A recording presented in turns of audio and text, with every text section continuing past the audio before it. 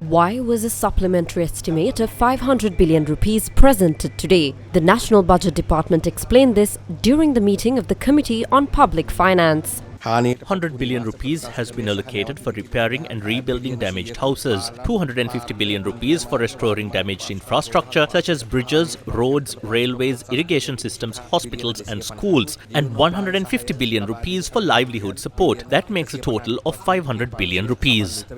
Will this 500 billion rupees supplementary estimate increase the country's debt?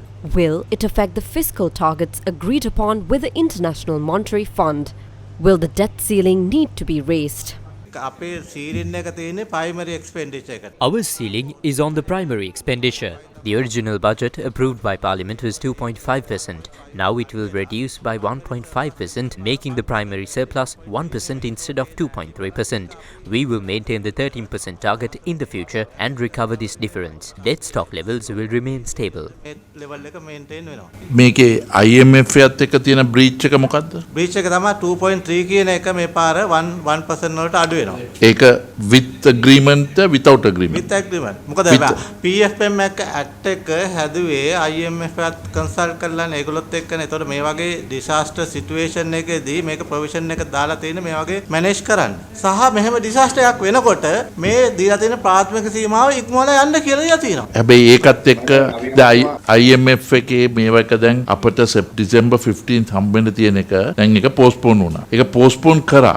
ඇයි ඒක මේක 2015 දෙසැම්බර් 2025 දෙසැම්බර් 15 අපි ගත්තා නම් අරන් ඊට පැටි ස්ටෙප් එකට ගියා නම් මේ ප්‍රශ්නයක් ඇතිවන්නේ නැහැ නේ. නෑ දෙසැම්බර් 15 කොහමද ට්‍රාන්ස්ෆර් ගන්නෙ? ඇයි අපි මොකුත් තිබ්බේ නෑ. අපි මේකේ මේ එක්ස්පෙන්ඩිචර් එක කියන්න ගිහිල්ලා නෑ පාර්ලිමේන්තුවේ බජට් එක පාස් වෙන්නේ කවදද? දෙසැම්බර් 5. එතකොට මේ සිද්ධිය උනේ කවදද? නොවැම්බර් 27. එතකොට දෙසැම්බර් 5 පාස් වෙනකොට මේක අමතර වේදමක් බජට් එකේ නැහැ කියන එක ඔබ්වියස් නේ. ඉතින් මුකුත් අප්සෙට් වෙන්නේ 50 million within this year's operation. ඒ කිසි බාධාවක් නැහැ. අපි December 15th එක මේක ගත්තට පසුව අපි මේක දැම්මම නම් කිසි ප්‍රශ්නයක් වෙන්නේ නැහැ. මේ එහෙම සභාපති මන්ත්‍රීතුමා මේ ඉන්ටර්නැෂනල් ඕගනයිසේෂන් එකත් එහෙම කරන්න බෑ. මොකද ඇයි බැරි අපි කතා කළා අපි වැඩ කරලා තියෙන කට්ටියනේ මේ නැහැ කියන්න බෑ. මේකේ එන රිලීෆ් මොකද්ද ජනතාවට දෙන පහසුකම් මොනවද දෙන වියදම් මොනවද කියන එක රටක් විදියට ඉස්සරහට ජනතාවට කියන්න ඕනේ පාර්ලිමේන්තුවේ සම්මත වෙන වෙලාවට. හරිද 25 වෙනිදා සම්මත වෙනකොට මොකක්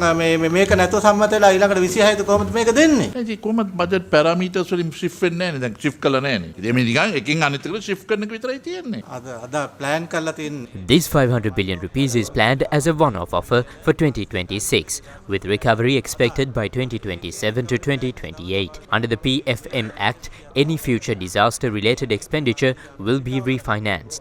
The priority now is restoring living conditions for affected people, then rebuilding infrastructure. We aim to manage this within the agreed fiscal framework. ඊට පස්සේ යන්නේ අදාළ යටිතල පාස්කම් වේදන් වලට අදාළව. එතකොට ඒවා අපි 27 28 ඉදිරියට වසරවලදී ඒ අදාළ 13 ඇතුලේ අපි මැනේජ් කරගන්න බලාපොරොත්තු වෙනවා.